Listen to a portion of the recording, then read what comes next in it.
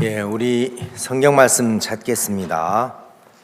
사무엘상 10장입니다.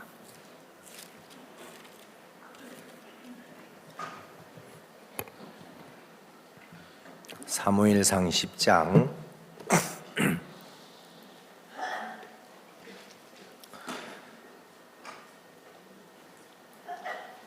1절 말씀부터 읽습니다. 이에 사무엘이 기름병을 취하여 사울의 머리에 붓고 입맞추어 가로되 여호와께서 내게 기름을 부사 그 기업의 지도자를 삼지 아니하셨느냐? 네가 오늘 나를 떠나가다가 베냐민 경계 셀사에 있는 나엘의 묘실 곁에서 두 사람을 만나리니 그들이 내게 이르기를 네가 찾으러 갔던 암나귀들을 찾은지라 내 아비가 암나귀들의 염려는 놓았으나 너희를 인하여 걱정하여 가로되 내 아들을 위하여 어찌하려 하더라 할 것이요 네가 거기서 더 나아가서 다볼 상수리의 나무에 이르면 거기서 하나님께 뵈려고 베델에 올라가는 세 사람이 너와 만나리니 하나는 염소 새끼 셋을 이끌었고 하나는 떡 세 덩이를 가졌고 하나는 포도주 한 가죽 부대를 가진 자라. 그들이 내게 문안하고 떡 두 덩이를 주겠고 너는 그 손을 받으리라. 그 후에 네가 하나님의 산에 이르리니 그는 블렛 사람의 영문이 있느니라. 내가 그리로 가서 그 성읍으로 들어갈 때 선자의 무리가 산당에서부터 비파와 소고와 저와 수금을 앞세우고 예언하며 내려오는 것을 만날 것이요 내게는 여호와의 신이 크게 임하리니 너도 그들과 함께 예언을 하고 변하여 새 사람이 되리라. 이 징조가 내게 임하거든 너는 기회를 따라 행하라. 하나님 너와 함께 하시느니라. 넌 나보다 앞서 길갈로 내려가라. 내가 내게로 내려가서 번제와 화목제를 드리리니 내가 내게 가서 너의 행할 것을 가르칠 때까지 7일을 기다리라. 그가 사무엘에게서 떠나려고 몸을 돌이킬 때 하나님이 새 마음을 주셨고 그날 그 징조도 다 응하리라. 9절 말씀까지만 읽었습니다.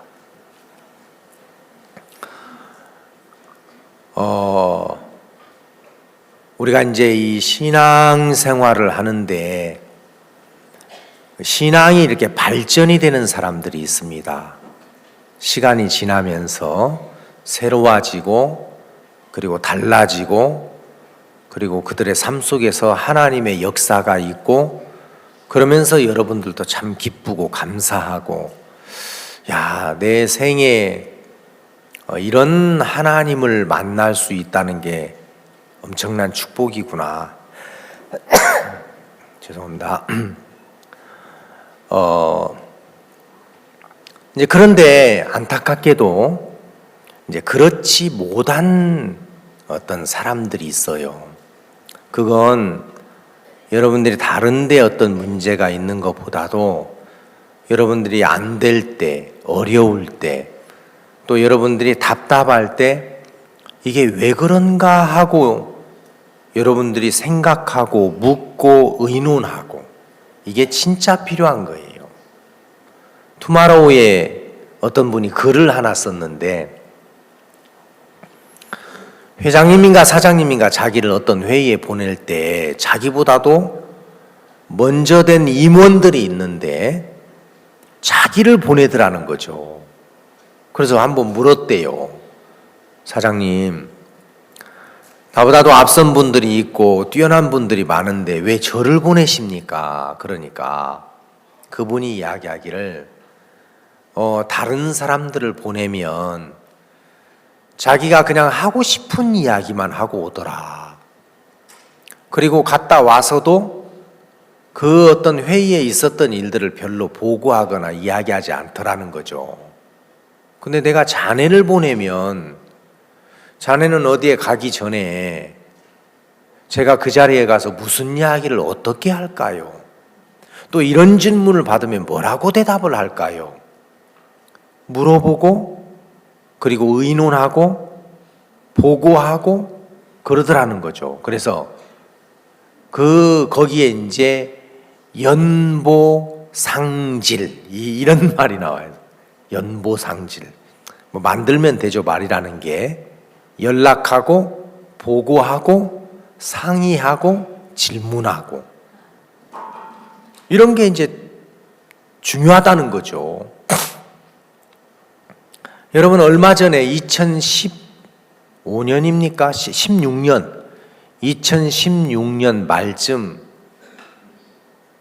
소위 말해서 인공지능 컴퓨터, 그 알파고라는, 알겠어요? 대성고도 아니고 강릉고도 아니고 알파고라는 인공지능 로봇하고 아주 세계적으로 뛰어난 바둑, 한국에서 1위가 누구였어요? 이세돌이라는 사람하고 5번을 두었는데 이세돌이라는 사람이 1번 이기고 4번 다졌어요. 그 뒤에 인터넷상에서 그런 어떤 이제 그 인터넷으로 뭐 바둑을 두는 모양이더라고요. 그런데 세계적인 바둑 기사들을 연파하고 나중에 이야기하기를 그게 알파고의 업그레이드 버전이라고 이야기를 했다는 거예요. 쉽게 이야기하면 앞으로는 인공지능을 가진 로봇이 등장을 해요. 지금도 그런 거 있죠. 무슨 노래를 선택하는데 이제 이렇게 무슨 노래를 좀 해달라고 아니면은 또 무슨 뭘 검색하라고 이렇게 하면 주인님 그 단어는 쓰지 않는 게 좋습니다 이야기를 하고, 또 이렇게 음성으로 질문을 할 때 주인님 목소리를 들어보니까 오늘 굉장히 마음이 차분하지 않은 것 같습니다. 무슨 일이 있습니까? 이렇게 컴퓨터가 감정을 가지고 지능을 가지고 감각을 가진 컴퓨터가 등장을 해요. 그래서 이제는 컴퓨터가 영화도 만들고 소설도 쓰고 그림도 그리고 작곡도 해요. 그래서 옛날에 그냥 영화로만 봤던 이제 그런 그 로봇이 인간을 지배하는 시대가 오는 거 아니야? 사람들이 굉장히 겁을 먹었어요. 특히 바둑 같은 경우는 굉장히 수가 많기 때문에 이건 컴퓨터라는 기계가, 바둑은 그때마다 변수가 있잖아요. 그래서 이 바둑을 따라올 수는 없을 거라고 했는데 이제 컴퓨터가 그 바둑을 제패했죠. 그렇게 됐어요. 그래서 제가 이제 그 기사를 이렇게 읽어보니까 거기에 이제 내용이 뭐냐면, 왜 그러면 이 기계가 이렇게 똑똑해졌느냐, 왜 이렇게 똑똑한 기계가 됐느냐, 그 이유는 인공지능 컴퓨터가 사람의 뇌를 모방을 했대요. 그래서 사람의 뇌 속에 뇌세포가 아주 단순하게 되어 있는데 뇌세포와 세포 사이에 많은 전기 자극으로 서로 신호를 주고받다가 보면, 빠르게 신호를 주고받다가 보면 거기서 기억도 생기고 감정도 생기고 판단도 생기고 그런다는 거예요. 그래서 사람은 자연 발생적으로 그런 일이 일어나고, 인공지능 컴퓨터는 인간의 뇌세포를 모방을 해가지고 그렇게 이제 입력을 해서 그렇게 프로그램에 의해서 빠른 신호를 주고받다가 보니까 기계도 영리해지더라. 그러면서 그래서 무슨 이야기를 하냐면, 사람도 똑똑해지려면 서로 많은 교류가 있어야 된다는 거예요. 그러니까 똑똑한 사람은 다른 게 아니라 부담스러운 일을 하고 어떤 때는 고민도 하고 생각도 하고 그러면서 그런 이제 뇌세포 간의 전기 흐름이 빠르면 영리한 사람이 되고, 편안하고 안일하고 생각 안 하면 어떻게 되겠어요? 쉽게 이야기하면 좀 지능이 떨어지는 사람이 되겠죠. 그래서 이제 영국의 200명의 택시 기사하고 200명의 버스 기사하고 같은 나이, 같은 이제 그런 직업이잖아요. 이제 운전하는. 그래서 같은 나이, 같은 어떤 운전 경력을 가진 사람을 버스 기사 200명, 택시 기사 200명 뽑아가지고 조사를 해보니까 택시 기사들의 뇌 속에 있는 기억력이나 어떤 그 판단이나 직관을 주관하는 해머라는 그 이제 부위가 훨씬 크다는 거예요. 택시 기사들이. 이유가 뭐냐? 버스 기사들은 주어진 노선만 운전하면 돼요. 그렇죠? 그 노선이 정해져 있죠? 아세요? 예. 근데 택시 기사들은 주어진 노선으로 갑니까? 손님이 요구하는 대로 가야 돼요. 그러니까 영국의 택시 기사들은 운전 면허를 따는데 3년 내지 4년이 걸린대요. 왜냐하면 영국의 모든 도로망을 다 외워야 되고 유명한 유적지나 명승지, 지름길 이런 걸 샅샅이 꿰고 있어야 또 손님들이 택시 타가지고 기사님 어디 갑시다. 근데 아이고 시간 보니까 지름길로 가주실 수 있어요? 그럼 또 지름길도 알아야 돼요? 몰라야 돼요? 알아야 되잖아요. 그렇죠? 그러니까 택시 기사들은 생각하면서 운전을 하고 버스 기사들은 뭡니까? 주어진 노선만 달리다가 보니까 같은 사람의 같은 연령대의 경력의 뇌인데도 다르다. 그래서 유대인들은 한국 사람보다도 IQ가 높지가 않대요. 유대인들 영리한 민족이라고 그러죠. 똑똑한 민족. 우리나라는 노벨상 몇 명 받았어요, 지금까지? 아유, 한 명이라도 그래도 나왔어. 노벨 평화상 대중선생님. 그죠? 근데 유대인들은 200명 받았어요. 알겠어요? 그것도 골고루. 뭐 정치, 경제, 문화, 스포츠 골고루. 그래서 이제 유대인들은 똑똑하다고 하는데 사실 그들이 이제 왜 똑똑한 민족이 됐냐면 교육 방식이 우리나라 교육은 주입식이에요. 그러니까 여러분들이 아이들이나 손자들이 학교 갔다 오면 오늘 뭐 배웠어? 이렇게 물어보죠. 근데 유대인들은 오늘 뭐 배웠어? 이렇게 안 물어보고 오늘 네가 선생님에게 뭘 질문했어? 이렇게 물어본대요. 그러니까 일방적으로 배우지 말고 네가 선생님에게 어떤 궁금한 것, 의문되는 것, 알고 싶은 걸 그걸 질문을 해야지. 그래서 네가 뭘 질문했어? 그래서 유대인들은 똑똑한 사람이 있는 게 아니라 똑똑한 교육의 방식이 있는 거다. 그런 이야기를 하더라고요. 그러니까 이제 어쨌든 오늘날 이 시대에 사람들이 좀 튀었다고 하는 사람들은 누구냐? 고립되지 않고 연결된 사람들이에요. 그래서 여러분들이 이제 이 신앙을 하면 굉장히 사람이 민첩해져요. 가벼워지고. 왜냐하면 이 신앙 자체가 생각을 안 하고는 됩니까? 안 됩니까? 안 되죠. 짐승의 세계는 발전이라는 것이 있어요? 없어요? 없어요. 짐승은 주어진 습성을 따라서 그냥 본능으로 살면 돼요. 그러니까 뭐 토끼가 뭐 연필 만들었다는 거 본 적 없죠? 그렇죠? 거북이가 냉장고 만들었다는 거 봤어요?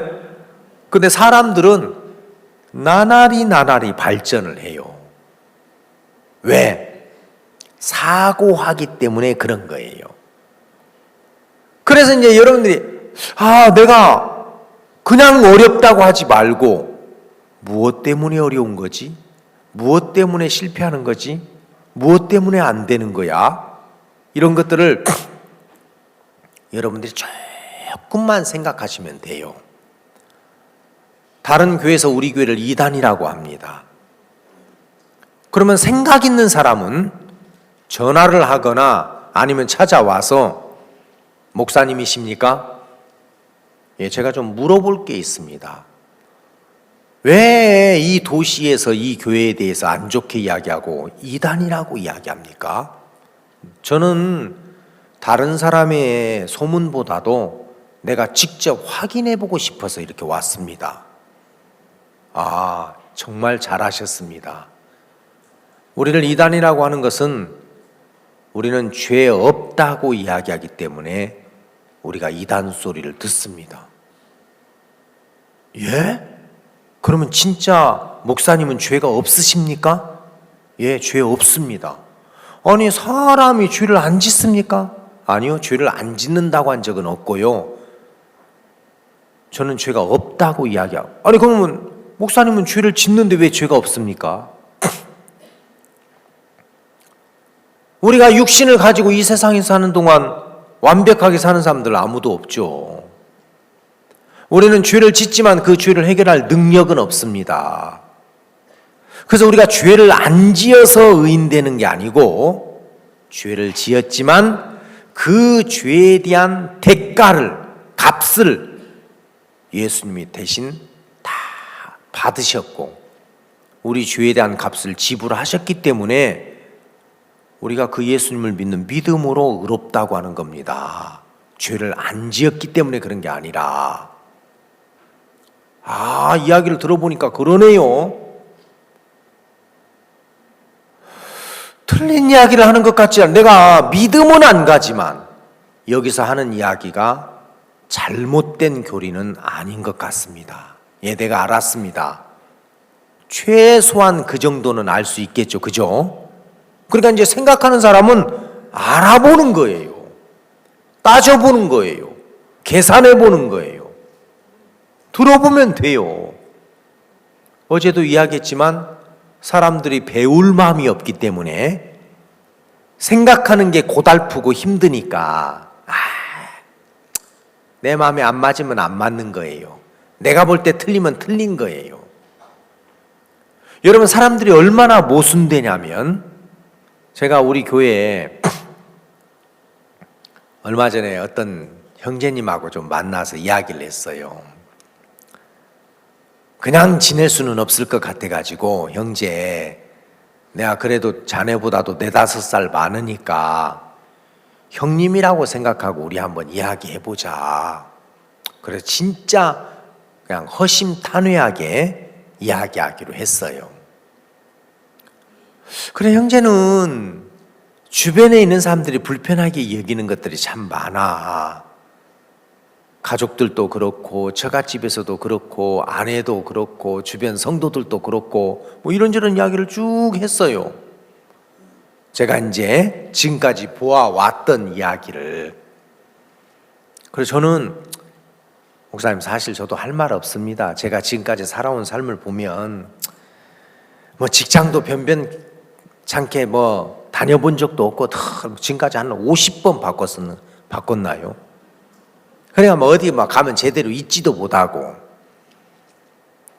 사람이 좀 그 지능이 떨어진 건 아닌 것 같은데 제대로 삶을 못 사니까 저도 이제 목사로서 좀 안 됐잖아요. 그래서 이제 쭉 이야기를 하니까 목사님, 저라도 사람인데 왜 그런 거 생각 안 하겠습니까? 저도 이렇게 살고 싶지 않은데 잘 안 돼요. 그래서 막 요즘은 그냥 포기하고 사는 것 같아요. 뭐 어쩔 수 없으니까. 저는 이제 그렇게 대답을 할 줄 알았어요. 그런데 깜짝 놀란 건 내가 뭘 어때서요 그런 거예요. 그래서 부담스러우면 덜 피해버리고, 그리고 이제 늘 전화기를 꺼버려요. 전화기를 꺼버리고 한 3-4일 어디서 술 먹고 이제 나중에 또 돌아오고 그러잖아. 그러니까 안 먹는 날도 많아요 그러더라고. 이야, 그러니까 쉽게 얘기해서 당신은 그냥 1년 365일 그렇게 바람 피웁니까? 그러면 안 피우는 날도 많아. 제가 그때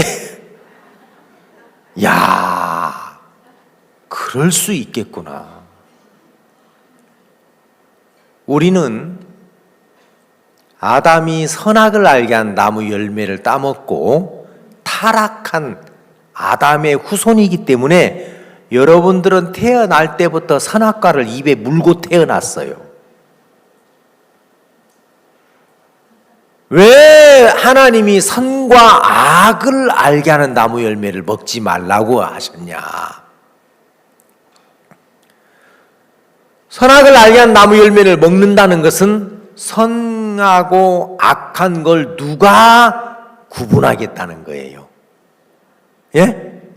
예, 하나님이 구분하는 게 아니라 내가 구분하겠다는 거예요. 내가. 그거 먹으면 선과 악을 아는 지혜가 생겨. 그러면 이제 왜 무섭냐면 여러분들이 선과 악을 구분하게 되면 사단이라는 존재가 악한 건데도 선한 것처럼 포장을 해주면 받아요, 안 받아요? 예? 그게 무서운 거예요. 그게 여러분, 히틀러가 유대인들을 600만 명을 죽였어요. 근데 유대인만 죽였습니까? 자기 민족도 많이 죽였습니까? 소아마비, 정신 안 좋고 지능 떨어진 사람들 병원에서 다 독극물로 죽였어요. 게르만 민족이죠. 아리안족을 지구상에서 가장 유능한 민족으로 만들겠다는 계획을 세웠어요. 그러니까 600만 명이나 되는 그 유대인들뿐만 아니라 자기 민족 중에서 소아마비나 금치산자 이런 정신 안 좋은 사람을 다 죽일 때 이 아돌프 히틀러라는 사람은 나는 지금 좋은 일을 하고 있어 이렇게 생각을 했어요. 나는 지금 선한 일을 하고 있는 거야. 그러니까 눈 하나 깜짝해요, 안 해요? 안 해요. 캄보디아의 폴포트라는 사람이 1년 6개월 동안 300만 명을 죽였습니다. 자기 민족을. 이 사람이 어느 날, 이 사람들이 왜 이렇게 차등이 많아? 가진 자가 있고 못 가진 자가 있고 지배하는 자가 있고 이거 왜 그럴까? 이거 문명이라는 게 이렇게 만들었어. 그래서 원시 사회로 돌아가자. 농경 사회로 돌아가자. 그러면 사람들이 공평하게 살 거야. 이 이론이 들어갔어요. 그런데 원시 사회로 돌아가는 걸 막는 무리들이 누구냐? 지식인들이다. 하고 지식인들만 다 죽이면 된다. 그래서 크메르 루즈 군을 만들어서 300만 명을 죽였어요. 그가 300만 명 죽일 때 자기는 나쁜 짓을 하고 있다고 생각했어요? 선한 일을 하고 있다고 생각했어요? 그러니까 그렇게 사람이 모순될 수 있다는 거예요.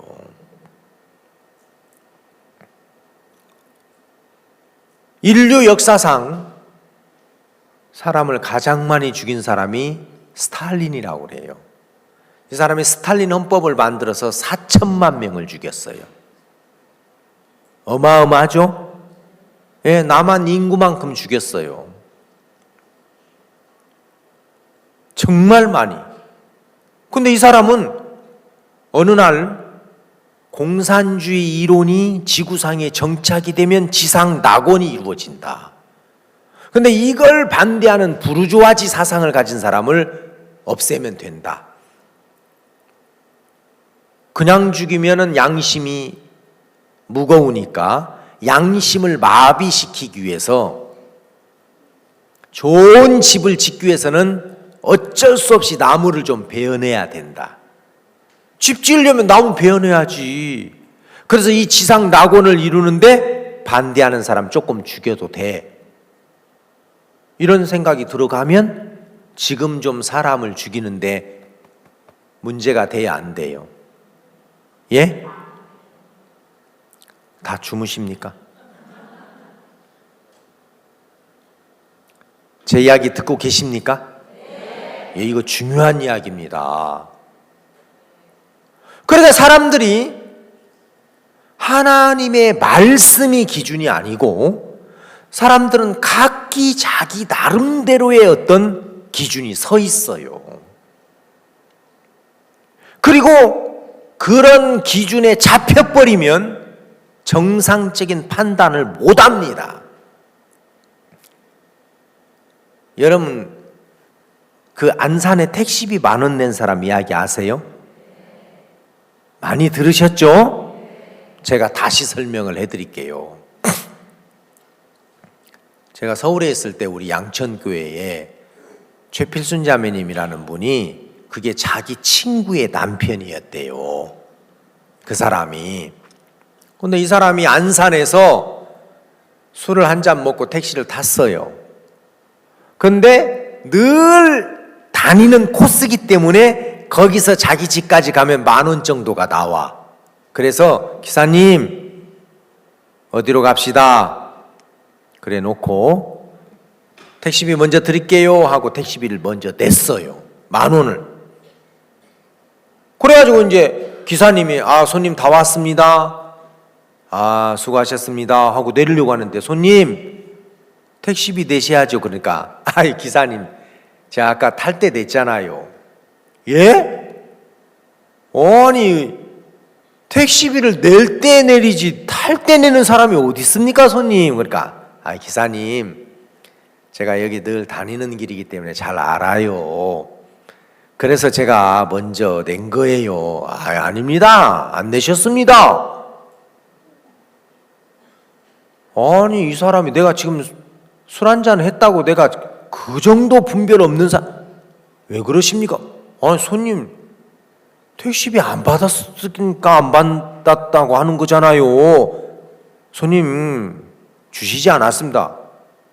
이 사람 갖고 이제 싸움이 붙었어요.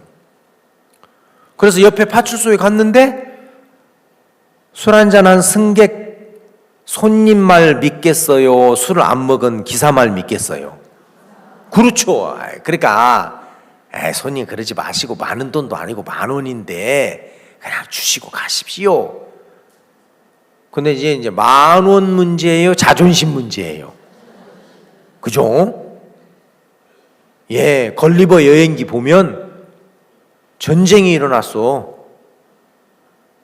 다른 나라하고. 근데 전쟁이 왜 일어났냐면 계란을 까먹는데 뼈쪽 한 부분부터 깨냐 뭉뚱한 그걸로 싸움이 붙었대요. 그죠? 웃기죠?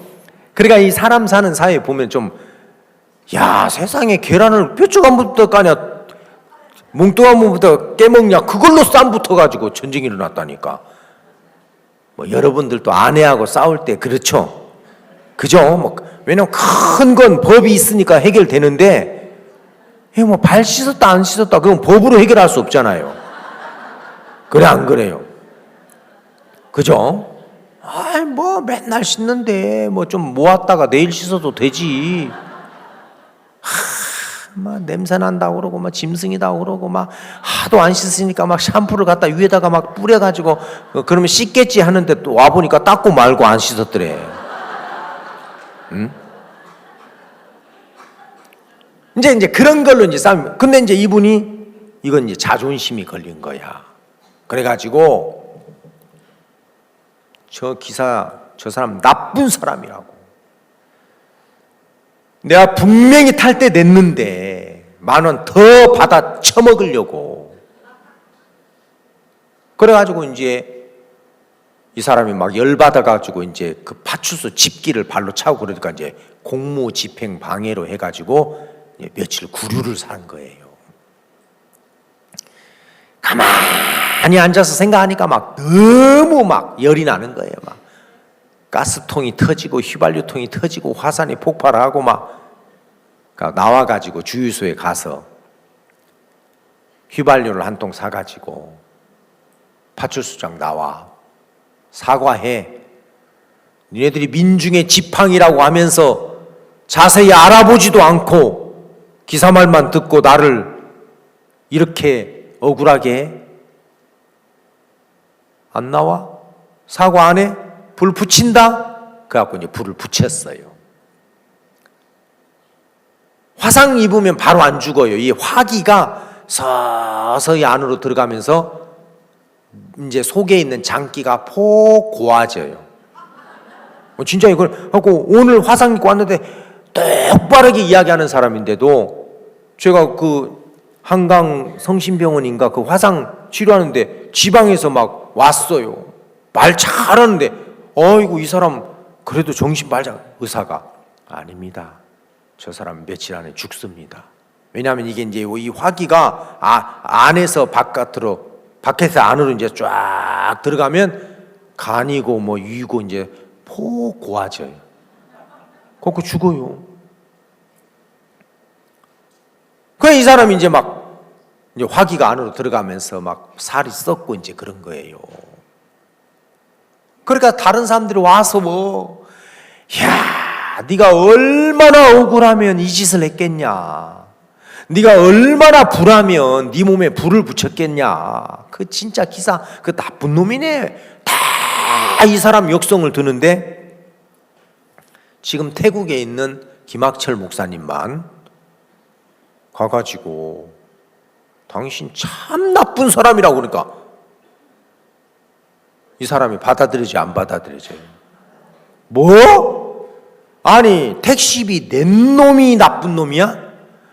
받아 처먹고 안 냈다고 하는 놈이 나쁜 놈이지? 아니 택시비 택시 타고 택시 만원 내는 거 당연하지 뭐 낸 게 뭐가 그리 당당한 거냐고. 대화가 안 되니까 막 나가라고 하는데 더 있으라고도 안 있는다고 냄새나서. 근데 한마디 해줬어요.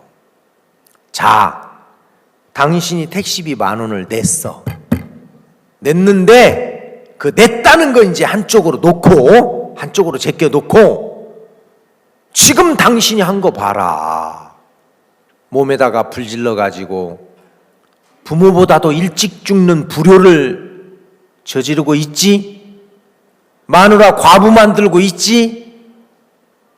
자식 애비 없는 자식 만들지? 당신 인생 비참하게 이렇게 끝내는 거 이게 나쁜 거 아니야? 이게 악한 거 아니야?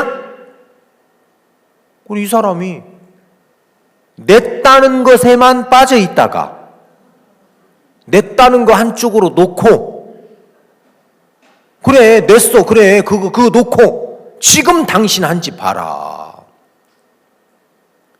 얼마나 악한 짓이냐. 이 사람이 불이 들어온 거예요. 야, 그러네. 그래서 성경 고린도전서 3장에서는 너희가 지혜로운 자가 되려거든 뭐라 그랬어요? 미련한 자가 되어라. 그리하여야 지혜로운 자가 되리라 그랬잖아요. 그죠?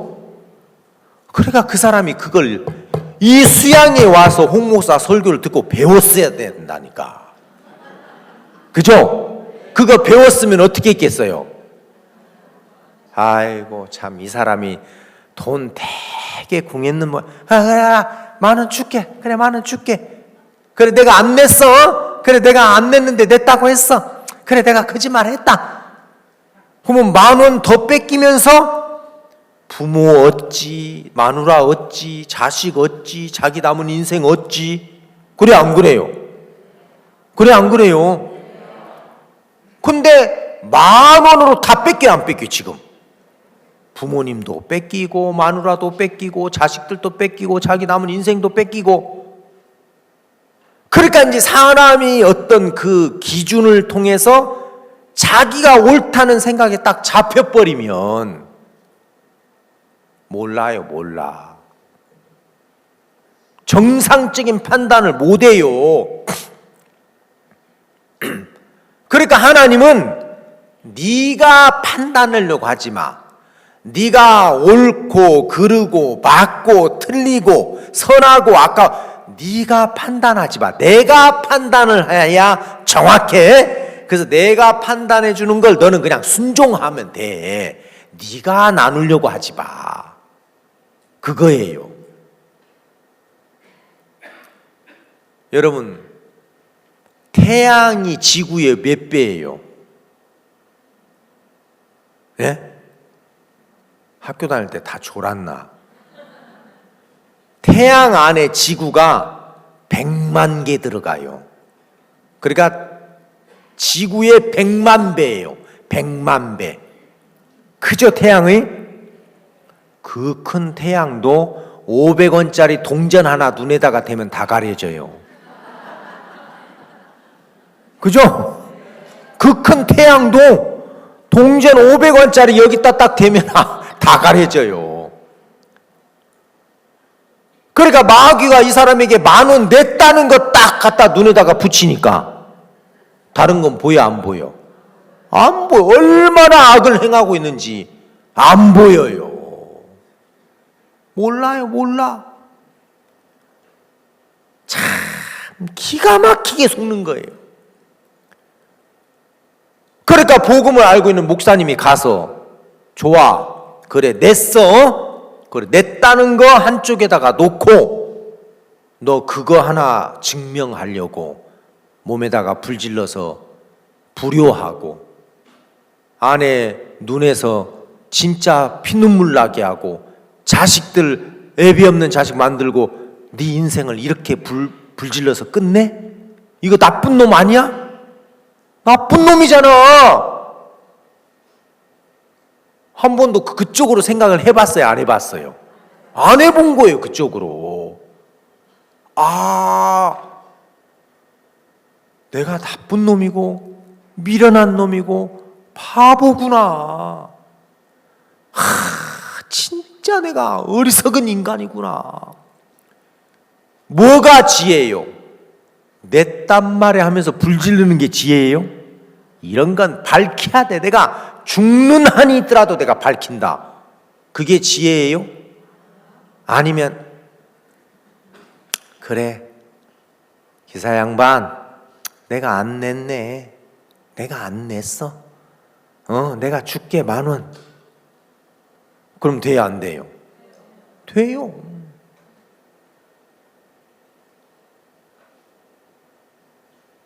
작년에 우리 박 목사님이 여기 오셨다가 태백에 가는데 태백에 막 올라가는 꼬불길에서 길가에서 누가 감을 팔고 있더라고요. 감.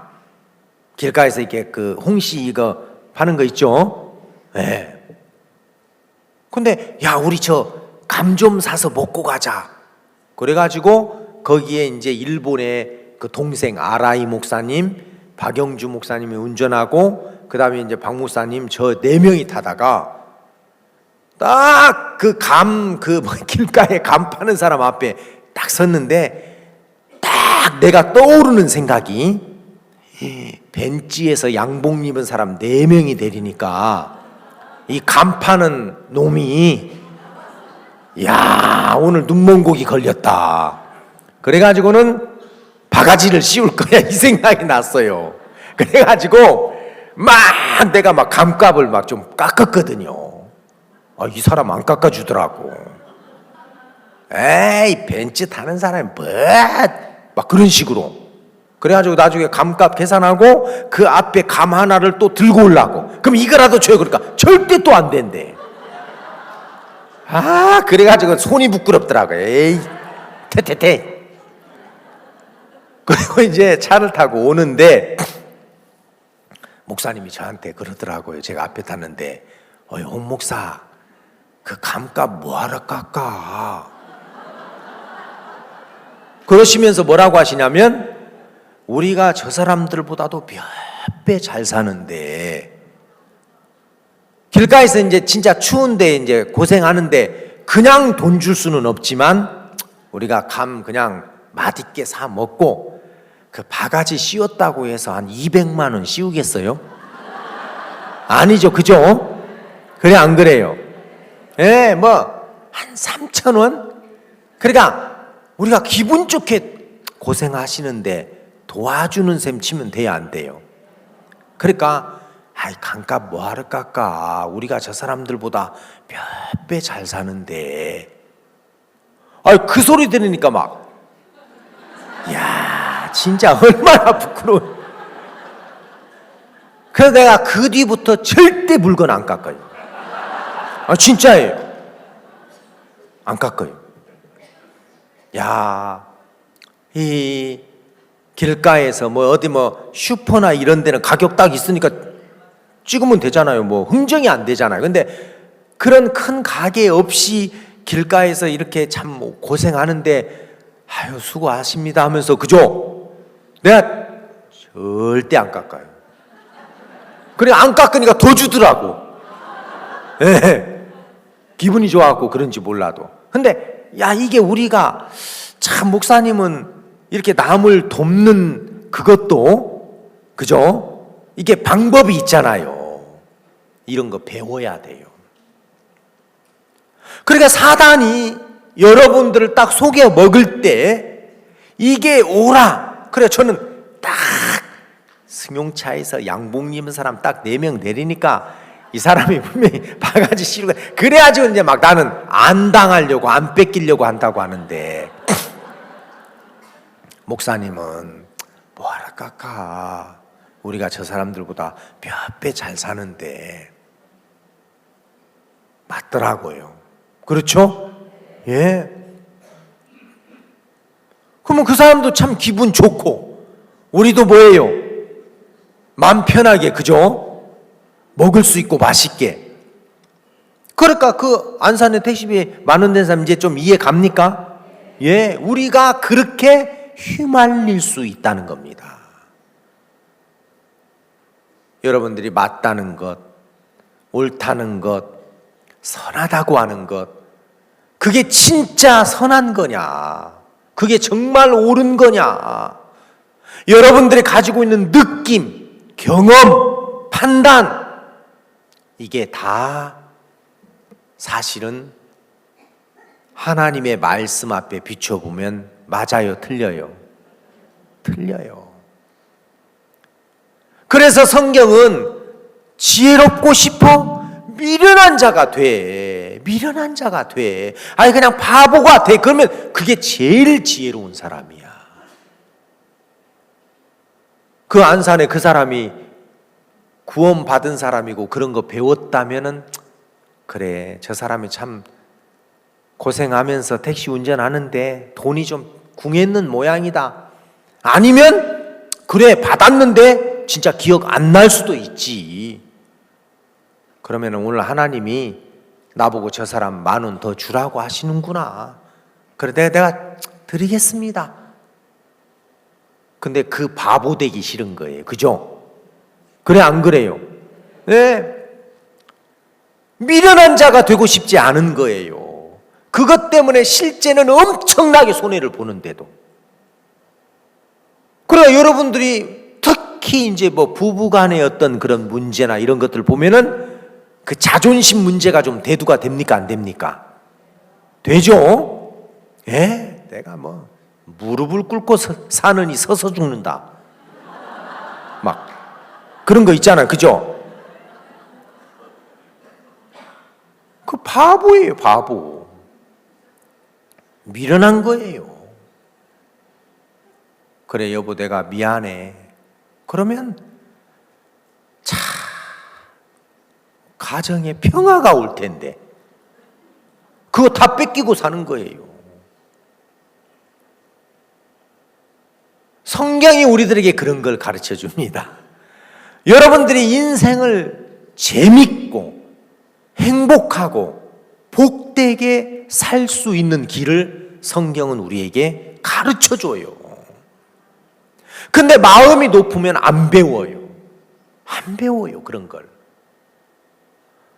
여러분들이 신앙, 이건 말 그대로 사람이라면 반드시 살아야 될 생활이 뭐예요? 신앙 생활이에요. 사람이라면 해야 되는 거예요.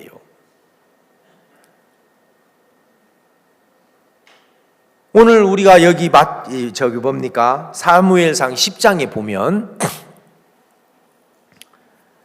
하나님이 사울이라는 사람에게 굉장히 많은 걸 주셨어요. 사무엘상 10장 1절에 이에 사무엘이 기름병을 취하여 사울의 머리에 붓고 입맞추어 가로되 여호와께서 내게 기름을 부사 그 기업의 지도자를 삼지 않았느냐. 한 사람으로 그 나라의 최고의 지도자가 된다는 거 쉬워요? 보통 복이 아니죠. 예. 하나님이 사울에게 기름을 부어서 지도자를 삼았어요. 그리고 8절에 내게는 여호와의 신이 크게 임하리니 너도 그들과 함께 예언하고 변하여 새 사람이 되리라. 새 사람이 되게 했어요. 그리고 7절에 하나님이 너와 함께 하시느니라. 함께 하겠다는 약속도 주셨어요. 9절 그가 사무엘에 떠나려고 몸을 두르게 하나님이 새 마음을 주셨어요. 새 마음을 주었습니다. 새 사람이 되게 했습니다. 함께 한다는 약속도 주셨습니다. 이스라엘의 지도자를 삼았습니다. 이제 더 달랄 거 있어요, 없어요? 예? 왜 더 달라고 할 것 없을 정도로 다 주었어요. 근데 이 사람은 다 뺏겨버렸어요. 어제 마태복음 13장 기억나십니까? 기억나세요?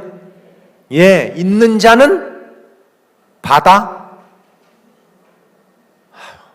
벌써 하루 만에 다 잊어버렸어요? 그런 건 어떻게 그렇게 잘 비우십니까? 예? 어제 마태복음 13장 12절에 있는 자는 받아 넉넉하게 되고 없는 자는 그 있는 것도 빼앗기리라 그랬어요. 그러니까 사울은 있는데 다 뺏겼어요. 왕을 줬는데, 새 사람이 됐는데, 하나님이 약속도 주셨는데, 새 마음을 줬는데 다 도적을 당하고 탈출을 당하고 다 뺏기고 살아버렸어요. 이유는 뭐예요? 이 사람은 다 받았지만 옛날 자기 마음으로 살았어요. 여러분들이요, 교회 안에서 조금만 생각해 보시면 이게 하나님으로부터 나온 마음인지 사단이 넣어준 마음인지를 구분할 수 있어요. 성경에서 레위기 11장에 정한 짐승은 되새김질을 하고 굽이 갈라진 게 정한 짐승이라고 그랬어요. 그죠? 아세요? 그럼 정한 물고기는 비늘이 있고 지느러미가 있는 게 미꾸라지 같은 건 부정한 거예요. 그렇죠? 장어 이런 거. 그러니까 지느러미가 있고 비늘이 있다는 건 비늘이 있는 물고기는 물을 거슬러 올라가요. 알겠어요? 항상 물을. 이제 이런 것들이 뜻이 있어요. 새도 우리가 볼 때는 방정맞은 참새 같은 건 정한 새예요. 학이나 이런 것들은 부정한 새예요. 학이 얼마나 깨끗합니까? 백로. 똥 싸면은 소나무 다 죽어요. 고상한 것 같은 거, 우아한 것 같은데 나오는 거 보면은 다 사람 다 죽이는 거잖아요. 그죠? 그러니까 이제 소도 짐승도 굽이 갈라졌다. 그건 분리되었다는 거예요. 분리. 알겠어요? 되새김질을 한다.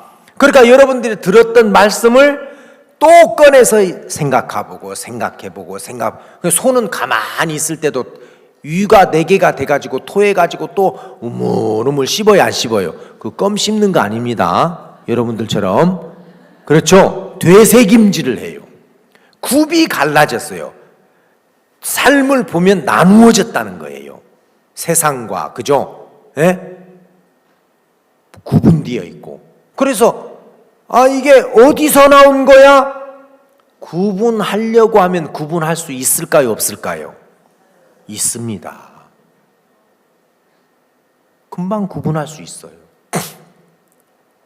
의사들은 사람이 몸이 아팠을 때 피를 받아가지고 검사를 해보면 이 사람이 말라리아에 걸렸구나, 아니면 댕기 피부에 걸렸구나 알 수 있죠? 있어요. 이런 증상을 나타내는 것은 말라리아가 들어갔을 때 나오는 겁니다.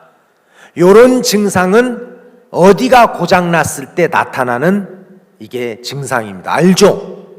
그렇죠? 그래서 처방을 내리잖아요. 우리 마음도 똑같아요. 그래서 하나님이 이 사울이라는 사람은 하나님이 다 줬는데도 자꾸 자기 마음을 쓰더라는 거지. 그러니까 골리앗이라는 문제가 나타났을 때 사울은 못 이겼어. 왜 못 이겼어요? 자기 마음으로 나갔기 때문에 못 이겼어요. 다윗은 이겼어요. 하나님의 마음으로 나간 거예요.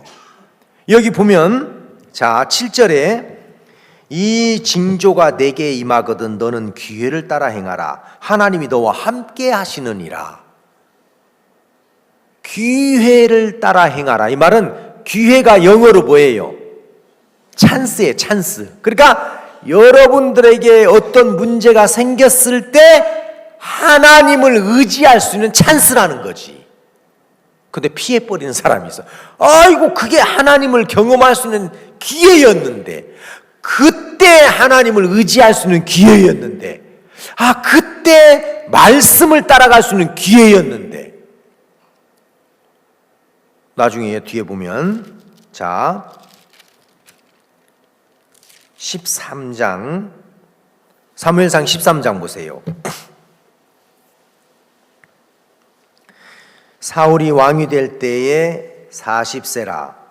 그가 이스라엘을 다스린 지 2년에 이스라엘 사람 3천을 택하여 그 중에 2천 자기와 함께 mik마에서 베델산에 있게 하고 1천은 요나단과 함께 베냐민 기브아에 있게 하고 남은 백성 각기 장막으로 보내니라. 5절 블레셋 사람이 이스라엘과 싸우려 하여 모였는데 병거가 3만이요 마병이 6천이요 백성은 해변에 모래같이 많더라. 그들이 올라와서 베다인 동편 밋마스에 진침해 이스라엘 사람들이 이굽함을 보고 절박하여 굴과 수풀과 바위틈과 은밀한 곳과 웅덩이에 숨으며 어떤 히브리 사람들은 요단을 건너 각과 길라 땅으로 가서 사울은 아직 길갈에 있고 그를 쫓은 백성은 떨더라. 이때 블레셋 사람들이 쳐들어와 가지고 해변의 바닷가에 모래알처럼 많이 모였어요. 백성은 다 도망가고 떨고. 자, 이때 하나님을 의지할 수 있는 기회였단 말입니다. 너는 기회를 따라 행하라 그랬잖아요. 그렇죠? 바로 그럴 때가 하나님의 역사가 나타날 수 있을 때야. 제가 일본 월드캠프를 3번째 맡았어요. 첫 번째 맡았을 때 참 힘들었어요. 제 마음에 일본은 다 안 가려고 하는데 그 후쿠시마도 터졌지만, 근데 제가 아니야, 이건 하나님 앞에 바른 마음이 아니야. 너 항상 어려울 때 하나님이 역사했잖아. 그래서 이제 2번을 맡았는데 작년까지 2번을 끝냈는데 너무 아쉬운 거예요. 성경에 보니까 네가 믿으면 하나님의 영광을 보리라 하지 않았느냐. 내가 영광을 보고 일본 캠프를 끝내야 되겠다. 내년 한 번 더 할게. 그래갖고 이제 올해 했어요. 근데 올해 일본은 죄송합니다. 기독교 인구가 0.3%예요. 일본이 1억 2천인데 기독교 인구가 0.3%, 그러니까 한 30만 명밖에 안 돼요. 기독교 인구가 진짜 적죠. 그리고 일본은 아예 교회 하면은 막 진짜 알레르기 반응이 심해요. 그 통일교에서 합동결혼식 시켰잖아요. 통일교가 일본을 한번 쓸었거든요. 그래서 일본의 그 고학력 여대생들이 한국의 무슨 벽돌공, 미장공 이런 사람들하고 결혼을 시켜갖고 일본에 있는 막 그 부모님들이 진짜 문제가 많아서, 그래서 막 아예 교자만 들어가도 교가이 하면 막 교회 하면은 알레르기 많은 일이에요. 그리고 또 거기 옴 진리교 또 한번 독가스 뿌렸잖아요. 지하철에서. 그래서 막 종교 그러면 고개를 설설 내둘러요. 근데 올해 일본에 23명의 목사님들이 오셨어요. 일본에서는 진짜 있을 수 없는 일이죠. 근데 이제 그 중에 뭡니까 우리 그 시골교회 이제 야마는 산이에요. 야마는 가다가 좋다. 틀. 그러니까 이제 산이 좋아갖고 산형 한문으로 야마가다 일본. 근데 거기에 이제 사이토마이라는 목사님이 오셨어요. 여자 목사님인데 이분이 이제 어떤 교단에 속해 있다가 그 교단은 세례를 받으면 구원을 받는다. 물속에 들어갔다 나오면. 그러니까 이 목사로서 우리가 세례 받는다고 천국 갈 수 있나? 이건 아닌 것 같다. 그래서 교단에서 우리가 진짜 이 세례로 구원 됩니까? 그러니까 그런 말 하려면 나가라고 그래가지고 자기 교회 성도들을 데리고 나왔어요. 그래가지고 이제 혼자 목회를 하는데 야마가다에 태국, 필리핀 단기들이 CLF 있다고 전단지를 나누어 줬는데 이 목사님이 그걸 받았어요. 야마가다는 시골이기 때문에 외국인들 없는데 어디서 학생들이 그걸 가지고 그래가지고 이제 CLF에 참석을 해가지고 이분이 복음을 들었어요. 이분이 이제 자기 성도들 앞에서 간증을 하는데 나 이번에 구원받았습니다. 근데 이분이 첫 번째 충격을 받은 게 뭐냐면 복음 그림이 있죠. 하트 그려져 갖고 당신은 죄가 반반 있습니까? 죄밖에 없습니까? 조금 있습니까? 그래서 자기는 조금 있다고 그걸 그림을 했는데 아닙니다. 성경에는 악분입니다. 이게 또 충격이 된 거예요. 복음 그림 그거 보면서. 그런데 그런 죄밖에 없는 인간을 예수님이 또 의롭게 또 충격을 받았어. 이분이. 여러분들은 복음 그림 봐도 심드렁하죠? 이 목사님은 충격을 받아가지고 간증을 하는데 자기 노트에다가 그걸 그려갖고 왔더라고. 그걸 그려서 이런 걸 나한테 설명했다고. 이분이 뭐라고 이야기를 하냐면 나는 목사로서 물어볼 사람이 없었습니다. 이제는 내가 물어볼 사람이 생겼습니다. 이번에 칸타타 때도 나왔어요. 아마 내년에도 이제 목회자 최고과정 그거 이제 받으러 올 거예요. 우리가 야마가다 제가 집회를 지난 가을에 갔는데 한 달 전인가 그쪽 교회 성도들하고 우리 쪽 교회 성도들하고 집회가 끝나고 난 다음에 얼마나 사이좋게 사귀고 이야기하고 시간 가는 줄 모르고 이제 조카도 다 영광을 봤다. 나 이제 영광을 보는 데까지 갔어. 그러니까 내년 한 번 더 해달라고 그러더라고. 내년은 아마 진짜 일본 목사님들 한 150명 내지 200명은 올 거예요. 하나님이 여러분 우리 가운데 능력으로 일하시고 역사하시려고 여러분들을 구원하셨어요. 여러분들이 구원받았다는 것 자체가 그냥 하나님의 사랑이에요. 알겠어요? 하나님 나를 사랑하고 있구나. 하나님 나를 사랑하고 있구나. 구원 안 받은 사람은 몰라도. 근데 그 사람들까지도 하나님 사랑했어요? 안 했어요? 했어요. 제 아들이 올 6월 23일 날 결혼을 했어요. 근데 이제 지네들이 요즘 모바일 청첩장이나 이 청첩장 보내잖아요. 근데 이제 며느리 될 이제 아가가 아버님 그냥 요즘 청첩장에 이렇게 글 쓰는 거 이렇게 있는데 그 상투적인 거잖아요. 뭐 두 사람이 서로를 사랑을 확인하고 화촉을 밝히게 되는데 오셔서 뭐 축하해 그런 거 있는데 아버님이 글을 하나 써주셨으면 좋겠어요 하고 숙제를 내주더라고. 아들이 할 때는 아니 알아서 해 그랬는데 또 며느리가 또 하니까 또 또 거절 못 하겠더라고요. 그래가지고 이제 생각을 하다가 우리 후속 집회네. 집회 말씀 전에 올라가야 돼. 끝나고 이야기해 줄게 하다가 어떤 글이 좀 생각이 났냐면 사람은 자기가 누군가에게 사랑을 받고 있다는 것을 확신할 때 가장 행복한 겁니다. 그러니까 내가 누군가에게 사랑을 받고 있다는 걸 확신할 때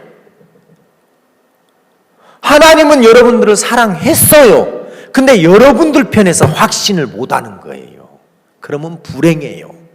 남편이 아내를 사랑하는데 남편이 남편의 사랑을 의심해봐. 저러다가 또 언제 돌변할지 몰라. 오늘은 기분 좋아갖고 목걸이 해줬지만 내일은 또 두드러 팰라고. 그러면 뭐예요? 불행하죠. 그죠? 근데 아니야. 저 사람은 절대 나를 미워할 수 없어. 우리가 일하다가 보니까 뭐 마음이 안 맞아서 좀 다투기는 하지만 절대 저 사람은 나 말고 없어. 그 사랑을 확신하는 사람은 행복해요, 안 해요? 예? 진짜 행복한 거예요. 여유가 있고 평안하고 쉼이 있고 하나님이 이제 자주자주 부담스럽고 어려운 일들을 우리에게 주시면서 이 기회를 한번 사용해봐 그거예요. 알겠어요? 이런 때 너 나 한번 불러봐. 이런 때 너 나 한번 찾아봐. 이런 때 너 나 한번 의지해서 가봐. 사울에게 다 주워놓고 그거 한번 사용해봐 그랬는데 사울은 겁먹어가지고 그죠? 옛날 자기 마음으로 가버렸어요. 안타깝죠. 그죠? 사울이 그때 한번 넘어갔으면 하나님이 진짜 나와 함께 계시네. 내가 하나님이 주신 새 마음을 가지고 살아보니까 이거 너무 좋다. 하나님 정말 나를 이스라엘 지도자로 삼으셨네. 누가 이 자를 뺏을 수 있어? 그렇게 나갈 수 있었을 거라는 거죠. 다윗은 그가 구원받고 난 다음에 하나님을 배웠어요. 아브라함이 처음부터 믿음이 있었습니까? 없었어요. 아브라함 대답하는 거 보세요. 창세기 17장 17절에서 아브라함아 네 아내 사라가 아들을 낳을 거야. 그러니까 웃어버렸잖아요. 아이고 하나님 내가 100살이고 내 아내가 90세인지 어찌 생산하리요. 공장 문 벌써 닫았어요 하나님. 그런데 아브라함이 뒤돌아서서 가만히 생각해 보니까 엄청 자기가 교만한 말을 한 거예요. 이야, 전능한 하나님이 이야기를 하는데도 내가 웃어버렸구나. 그러면서 자꾸 대화를 가지면서 아브라함이 하나님의 마음도 보이고 자기 마음도 보이고 사라의 마음도 보여요, 안 보여요? 여러분 대화가 그렇게 중요한 거예요. 계속 이야기를 하다가 보면 내 마음도 보이고 상대방 마음도 보여요, 안 보여요? 보여요. 그래서 대화를 해야 돼, 대화를. 알겠습니까? 다듬으면 안 돼요. 하나님이 죄를 왜 씻으라고 해요? 죄는 더러워서 씻는 게 아니라 하나님과의 사귐을 가로막기 때문에 씻으라고 하는 거예요. 죄는. 그래서 제가 사울을 보니까 너무 안 된 거예요. 다 줬는데 이스라엘의 지도자를 삼았고 변하여 새 사람이 되게 했고, 함께 한다는 약속도 주셨고, 새 마음을 주셨고 다 줬는데, 여러분 구원받았다면 예수님을 통해서 줬어요, 안 줬어요? 예? 주었어요. 그리고 이제 여러분들에게서 일어나는 모든 일들은 그 하나님을 의지할 수 있는 찬스입니다. 찬스. 그죠? 기회예요, 기회. 그래서 당부한 거예요. 너 기회를 따라 행해. 자, 블레셋 군대 쳐들어올 거야. 그때가 믿음으로 나갈 수 있는 기회야. 어려워? 그때 하나님을 의지할 수 있는 기회야. 근데 사람들은 그 기회를 잃어버리는 거예요. 여러분들이 피하지 말고 부딪혀 나가면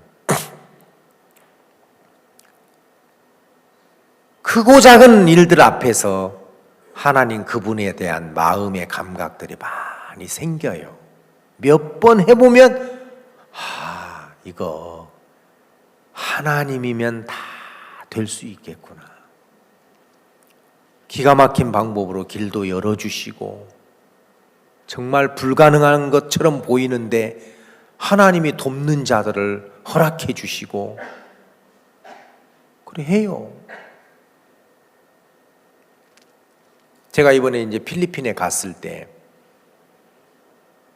우리가 이제 그 따꿈시에서 행사를 했는데 정말 지내놓고 보니까 너무 잘 돼. 시청 전 직원이 다 달라붙어 갖고 해줬으니까요. 시장부터가. 그러니까 이제 그 옆에 있는 젠산이라는 도시에서 자기들도 하자고 해가지고 지금 하는데 막 그 대관이 좀 어렵고 그런데 이제 그 필리핀의 영웅 빠퀴아오라는 사람이 있어요. 권투 선수인데요. 8체급을 석권했어요. 권투 역사상 신화적인 인물인데 이 사람이 이제 돈도 많고 또 목사예요. 권투 선수면서. 그리고 이제 이 사람이 앞으로 22년도 그 필리핀의 대통령으로 나오면 거의 당선될 지금 상원 의원이고 이 사람이 근데 그 사람이 이제 만났어요. 이번에 1월 19일 날 미국에서 라스베가스에서 또 이제 그 시합한다고 그러더라고. 하고 스파링 하고 있는데 우리가 갔어요. 제가 그거 보면서 복음 전하고 사는 게 훨씬 편하구나. 저렇게 두들겨 맞고 진짜 막 옷을 몇 번씩 갈아입을 정도로 땀을 뻘뻘 흘리면서 막 연습하더라고요. 선수가 대기하고 있어요. 막 계속 자기 혼자 하면서. 그 내가 여기 젠산의 청소년들을 위해서 왔습니다. 당신 내년 명사로 좀 초청하고 싶은데 왔으면 좋겠습니다. 그러니까 이분이 목사냐고 그러면서 같이 기도하자고. 근데 그 사람 교회가 있는데 이 사람의 돈이요. 하여튼 뭐 내가 할 때 몇백억 있는 것 같아요. 아예 시합 있으면 전세기로 손님들을 초청해가지고 오라고 하니까 돈 다 내고 호텔비 다 내고.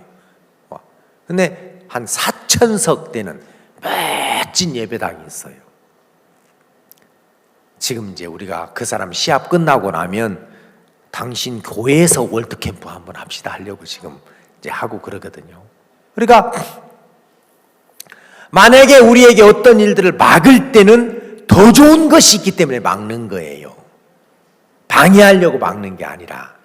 알겠습니까? 그래서 여러분들이 그런 하나님을 배우면 자꾸 생각이 긍정적인 사람이 돼요. 사울은 하나님이 모든 것들을 다 줬는데 그 모든 것들을 다 뺏겨버렸어요. 안 준 것처럼 돼버렸어요. 자기 마음으로 돌아가면서. 여러분들이 이런 수양에 오셔서 말씀을 마음에 새기시고 뒤돌아보면서 그때 내가 말씀으로 나갔어야 되는데 피했었구나. 그때 내가 내 마음을 썼구나. 그때 내가 내 방법을 썼구나. 하나님의 마음을 사용하고 하나님의 말씀을 사용했어야 되는데